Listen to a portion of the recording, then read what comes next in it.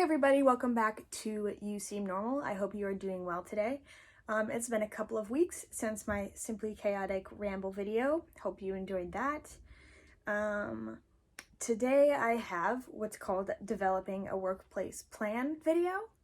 And a workplace plan is one that will allow you to maximize your mental health and make sure that you're doing things and your general care. And make sure that you're doing those things and held accountable at work, because I feel like that's one of the easiest places to like forget that you're a person, not a machine. So let's build in parts of our day that not even building parts of who we are that always remind us that we're a human. So developing a workplace plan could help with this. And I really needed one myself, and I've been meaning to make one. So yeah, and this is from workplace strategies for mental health.com or something like that. I'll link it below. It's something about like Canada Health or something.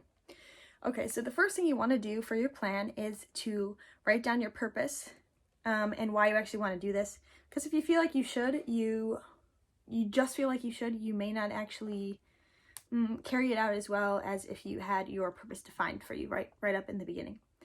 Plus, you can make sure all of the I will statements, which we'll talk about later, directly tied to your purpose. So what I put for my purpose is to increase calm and increase focus and create deeper relationships at work, and to increase my self-esteem and self-fulfillment at work.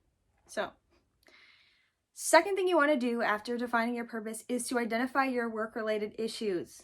And just write them, really just write them all. You don't need to rank them, just as you get going. If you can only think of 2, that's fine.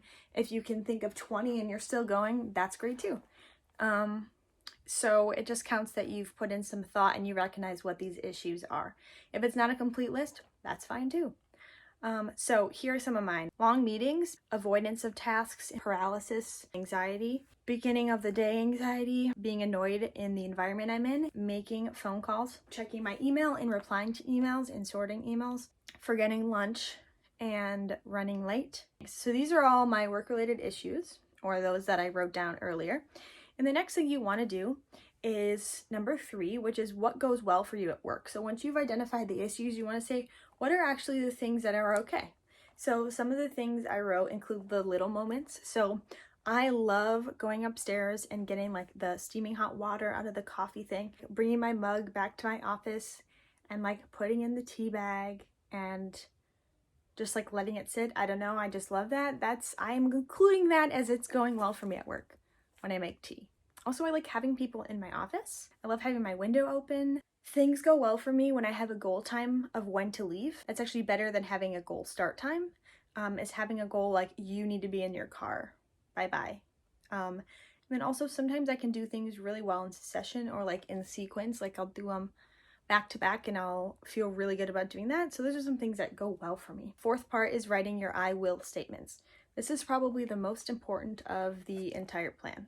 So your I will statements are the brainstorm for you of what are the things you're going to do to hopefully help with those work-related issues, and therefore increase your mental health and general well-being at work. So get creative with these, and for sure, I'm not going to tell you which ones to include, but you should for sure include this one. I will update my workplace plan or my ways when they fail to be effective for me. So this plan's only going to work if you keep updating it. So please make that one of your I will statements. Write it right in here, this is going to change and it should change. Because odds are these I wills aren't going to help with all of your issues, or you're going to need to add more or tweak them or whatever. So here are my I will statements. And really this is just to give you an example of what yours might sound like. So I will set leave times because it keeps my personal time protected. Okay, the next one I have is I will not say yes to commitments unless I know I have the time and capacity and or have checked with my supervisor. It's so easy to say yes and to think you have time to be able to help everyone, because I know that you want to help everyone. Never be afraid to check with your supervisor if that is something, because you can always use the excuse of my supervisor has me working on this or would prefer that I don't help you with this, essentially, but in perhaps a more tactful way. Tactful? I was gonna say tactile, but that's not true. That's like touchy. Okay, the next one I have is I will use a timer to begin tasks I don't want to do, even if the timer runs out, which doesn't make sense in English, but I mean, like, even if I set a timer for 5 minutes and know I'm supposed to be doing something, even if I let that timer run out and I haven't done my emails, still set that timer. There's reasons for that. I won't get into it. Reasons for that. Okay, and then the final I will statement has to do with I will be updating my workplace plan or my ways when they fail to be effective to me. Okay, so number 5, after, writing your I will statements is the implementation. So you can certainly implement this plan and just have it be a you thing, and not necessarily tell anyone about it. You can also, if you're gonna need this support, and you can work through this plan and creating this plan with your supervisor. You can also implement it with someone in a similar situation. So maybe it's someone in a similar age or experience level at the same company or a different company that you connect with professionally, and you decide to have this relationship where you check in on these kinds of things. And then finally, with anyone that you trust. So like for me, it's likely my mom that I would be checking in about my workplace plan. Okay, so that is all for this video, guys, of developing a workplace plan for your mental health and general care at work.